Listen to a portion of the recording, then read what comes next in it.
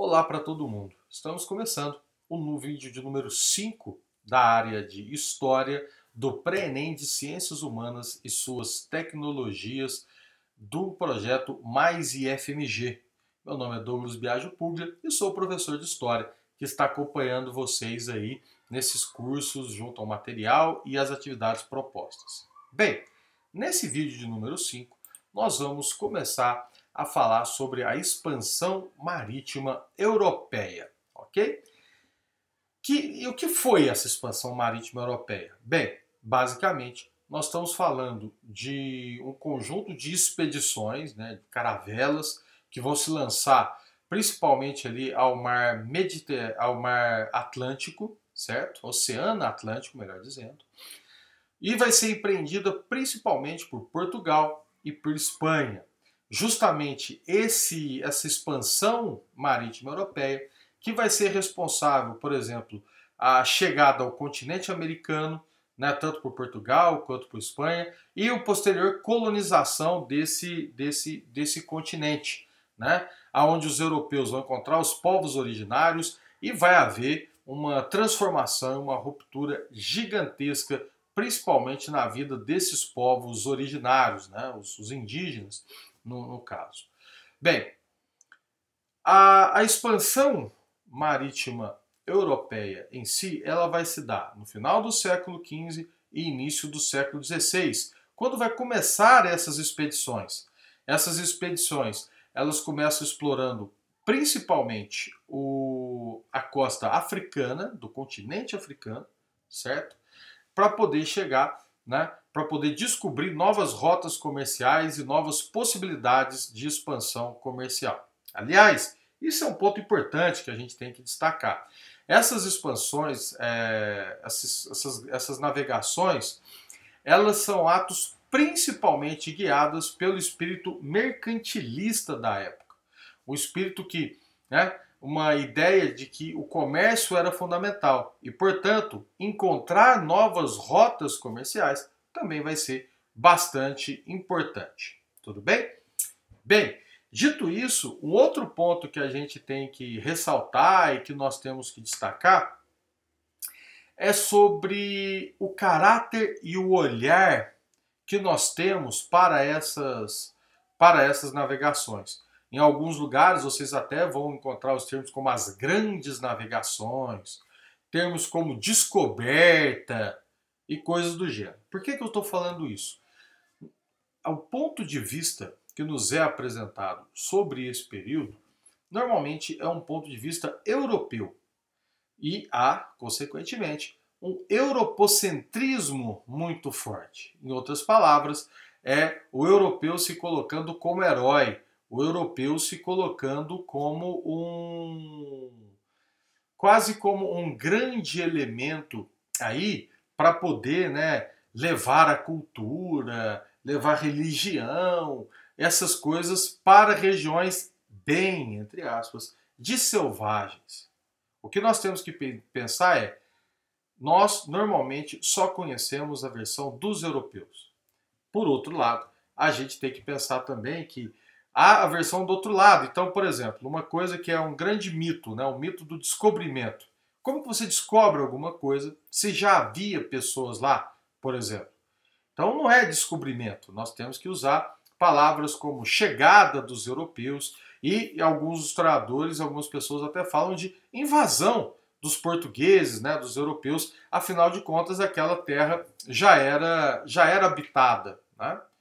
Bem, então falar desse contexto aí, dessas navegações, é um contexto de transformação, de final do período medieval para início da época moderna. Então você vai começando a ter mudanças de mentalidade, mudanças de técnica, essas coisas que, de forma geral, já fazem com que a gente entenda por que ocorreu esse fenômeno.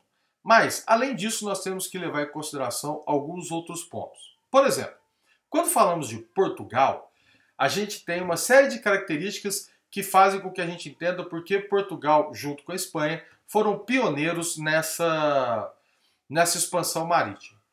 Em primeiro lugar, Portugal foi o primeiro estado moderno europeu, certo?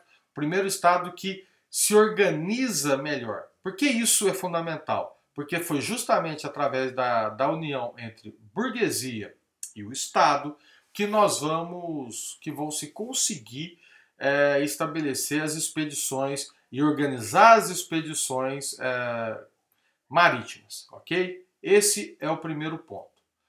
Segundo ponto, indubitavelmente, o posicionamento geográfico de Portugal. Quando você pega o mapa europeu e vê Portugal, né, lá na Península Ibérica, bem na pontinha da Península Ibérica, Portugal é voltado para o mar, é voltado para o Oceano Atlântico. Então, ou ele se lançava ao mar, ou ele ficava bastante isolado. Afinal de contas, ele vai ter fronteira apenas com a Espanha, né? Fronteiras terrestres. Então, o mar não era bem uma opção para os portugueses, ou melhor, era a única opção. Vale lembrar também que a Península Ibérica, durante muito tempo, foi ocupada por árabes. E esses árabes eles vão ter conhecimentos matemáticos e conhecimentos sobre navegações que vão ser fundamentais para a construção das caravelas que vão ser lançadas para o Oceano Atlântico.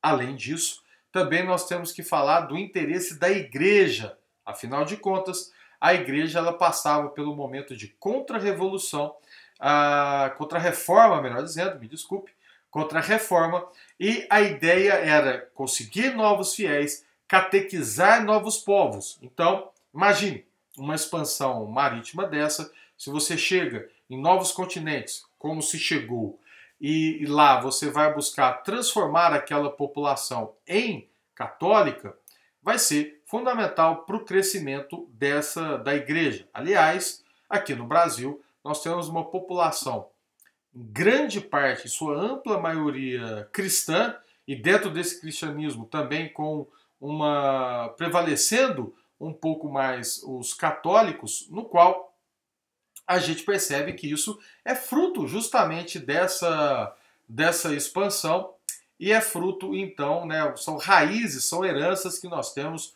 desde esse período. Então nós podemos falar de interesses econômicos, né, que busca de novas rotas comerciais, que era fundamental para Portugal, a formação em Portugal como pioneiro, né, de ser um Estado moderno, o interesse da igreja, o interesse da burguesia, posicionamento geográfico, todos esses elementos que eles juntos vão entender por que Portugal é pioneiro nesse processo da expansão comercial, né, marítima europeia. Bem, e aqui alguns pontos importantes, né? Primeiro, o mito do descobrimento do Brasil, porque é através dessas expedições que vai se chegar até as Américas e construiu-se a ideia do descobrimento do Brasil. E aí, de novo, né, é algo que é tão óbvio que às vezes passa desapercebido. Como você vai descobrir alguma coisa se já tem gente lá? Então, espera aqui, olha, eu estou descobrindo uma terra. E o que tem nessa terra? Ó, tem pessoas, velho. Então, espera um pouquinho. Então, chegaram antes da gente. Então, algumas pessoas, vamos dizer assim, já haviam descoberto o local. De novo, isso se enquadra muito naquilo que eu acabei de dizer. Essa visão europeia sobre a história. Então, o lugar só passa a existir depois que o europeu põe o pé lá. Vamos dizer que é muita pretensão, no mínimo, muita pretensão, por parte dos europeus para ter, né, para configurar e para estabelecer essas ideias. A coisa não funciona bem assim. Então esse é um dos mitos e algumas coisas que nós temos que combater.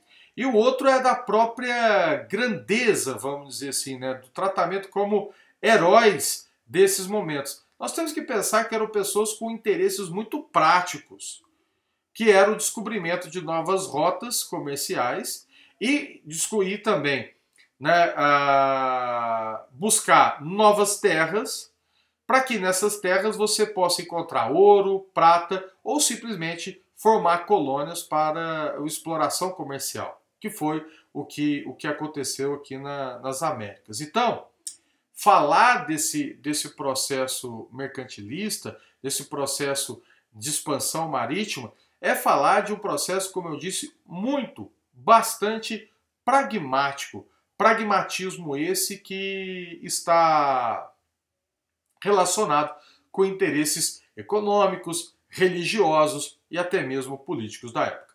Ok? Bem, sendo assim, gostaria de agradecer vocês, espero que vocês tenham gostado e continuem aqui com as nossas aulas, com os nossos vídeos, o nosso material. Até a próxima!